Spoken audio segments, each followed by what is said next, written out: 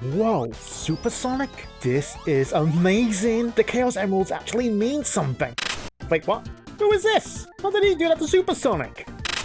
Hang on, hold up. Those emeralds are huge. Super emeralds? So these are more powerful? Hypersonic? Hell yeah! Oh hey, it's a super emerald! A Chaos Emerald! What's going on here?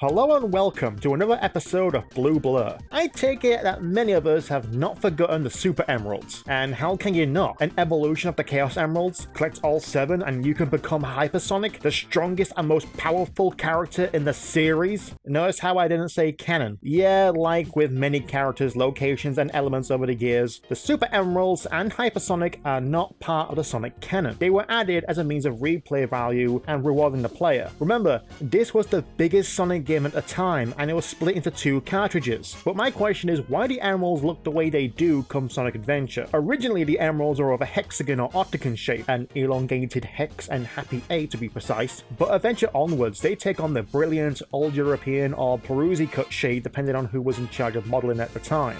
While we have no explanation as to why, other media have sought to create lore regarding the emerald's shape, color, and origin. The Archie series, for better or worse, is a convoluted mess of an origin. The emeralds literally rain from the sky in prehistoric times. Their energies advanced technology and created gods among Mobians, such as the Ancient Walkers and Mammoth Mogul, who absorbed an emerald and in turn crafted Ixis magics. Over time, 12 emeralds were used by the Echidna race and lifted Echidnaopolis, the floating island, into the sky to avoid the White Comet. Sometime later, an Echidna named Dimitri absorbed the energies to become Enerjack and destroy most of the emeralds. Yet one sole emerald remained and held the island afloat. In more recent times, a scientist named Nate Morgan used an emerald to create the power rings and help the kingdom of Acorn enter a golden age. At the same time, Locke infused Knuckles' egg with chaos energy to increase his son's strength, which would later evolve Knuckles into his chaos form. And there is much more lore surrounding the emeralds with loose ties to the games. And there were millions of emeralds across the Archie Sonic's universe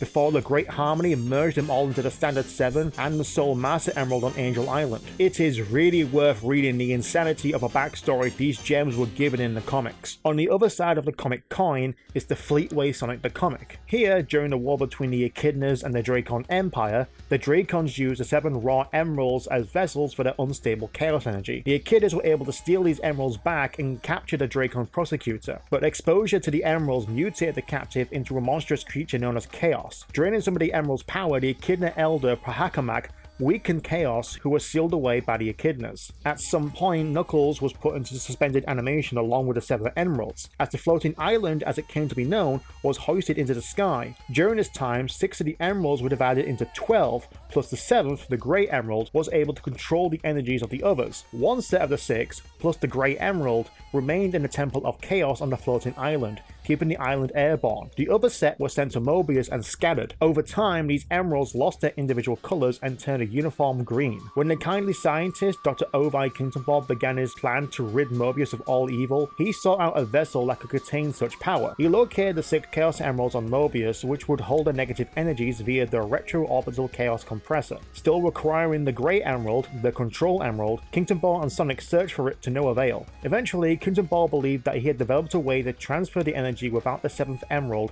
using the ROCC, but just before he was about to do so, he became distracted by a rotten egg and tripped on a cable, slamming into the control panel with his egg-laden hand. The resulting explosion and chaos energy transformed him into Dr. Ivo Robotnik. The explosion of the ROCC warped the Chaos Emeralds back to the other dimensional special stage and restored them to their original colors. Luckily, Sonic managed to recover them before Robotnik was able to get his hands on them. Sonic brought them to Kintenbob's underground lab for his friend Parker Lewis to monitor. However, it was discovered that when the emeralds were brought together outside of certain stabilizing conditions, they would generate and radiate energy, build into a chain reaction. They were once again warped back to the special zone, but this time Sonic was struck by the full blast of chaos energy and transformed into the Berserker Super Sonic for the first time. In order to keep a closer eye on the gems, Sonic kept them in a refrigerator box in his Emerald Hill Zone headquarters. Robotnik, meanwhile, had encountered the awakened Knuckles and brought the Echidna into his service by claiming that Sonic had stolen the emeralds from him. Allowing himself to be captured by Sonic's freedom fighters, Robotnik was able to lead Knuckles straight to the headquarters and steal the emeralds. Knuckles reintegrated the two sets of 6 into one with the help of one of Robotnik's devices that took place with the Grey Emerald. Robotnik then in turn turned on Knuckles, using the device to absorb the Chaos Energy into himself, but Knuckles revealed that he had secretly had the Grey Emerald all along and used it to stop Robotnik. As you can see, these are very different takes on the Emerald's origins and why they are the most powerful and dangerous things ever in the universe. But we're looking to the games and how the Chaos Emeralds became Super and then Chaos again. My guess is that it's similar to the Fleetway Emeralds. You see, during the time of the Echidnas, the Emeralds were of a brilliant cut, raised on pillars and surrounding the Master Emerald. I theorize that after Chaos wipes out the Echidnas and Tikal sacrifices herself to seal Chaos and herself inside the Master Emerald, that the land housing the Emeralds was lifted into the sky and that a small number of survivors lived there until all but one remained, Knuckles. But after the island was hoisted, the Emeralds were scattered across the planet. It's my theory that the Emeralds were forced to change their shape due to the lack of Chaos energy stored within. Luckily, the energy of the weakened Master Emerald would hold the island aloft indefinitely for many generations, before being knocked back down by the Death Egg. It's not until Sonic arrives on Angel Island that Knuckles knocks Sonic out of his super state and takes the emeralds away. It's easy to assume that despite being invincible,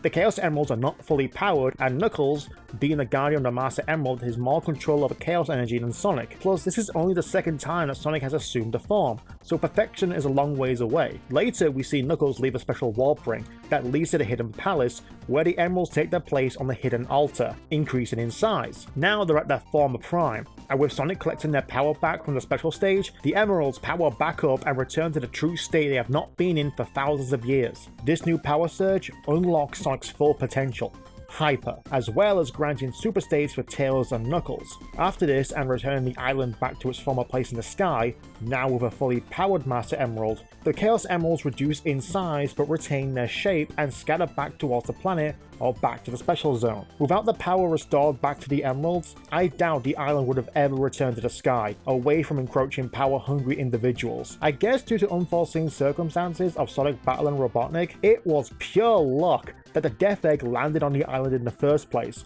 but with the unlocked potential means devastating power. Sonic knows this, which is why after this, he never goes Hyper, though some powers of Hyper are seen, such as flight. If it wasn't for Eggman crashing the Death Egg, I don't think Sonic would have ever beaten Perfect Chaos, or that Perfect Chaos would ever come to fruition.